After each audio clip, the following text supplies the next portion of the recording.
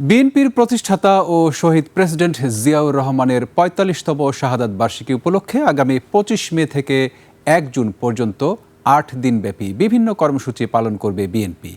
নয়াপল্টনে বিএনপির কেন্দ্রীয় কার্যালয়ে যৌথ সভা শেষে দলের সিনিয়র যুগ্ম মহাসচিব রুহুল কবির রিজভী বলেন, ৩০ মে জিয়াউর রহমানের শাহাদাত বার্ষিকীর মূল দিনে সমাধিতে দলের প্রধানমন্ত্রী তারেক রহমানের নেতৃত্বে পুষ্পস্তবক অর্পণ ও শ্রদ্ধা জানানো হবে। এছাড়া ৩১ মে রমনা ইনস্টিটিউটে আলোচনা সভা অনুষ্ঠিত হবে। আগামী ২৫ মে দলের পক্ষ থেকে বিশেষ পোস্টার প্রকাশ এবং বিএনপির বিভিন্ন সহযোগী ও অঙ্গ সংগঠনও নিজস্ব উদ্যোগে আলোচনা সভা ও পোস্টার প্রকাশ করা হবে। সারা দেশে বিএনপির উদ্যোগে জেলা ও মহানগরী সহ আলোচনা সভা ও দোয়া মাহফিলের পাশাপাশি দুস্থদের মাঝে খাদ্য সামগ্রী বিতরণ করা হবে বলেও জানান রিজভী।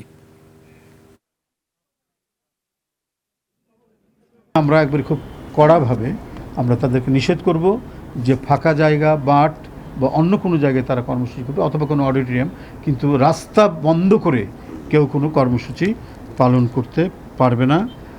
জাসাস আরেকটা বলেছে, যদি প্রধানমন্ত্রীর প্রোগ্রাম হয় তাহলে এফডিসির সামনে তারা একটা স্পট তারা করতে চায়।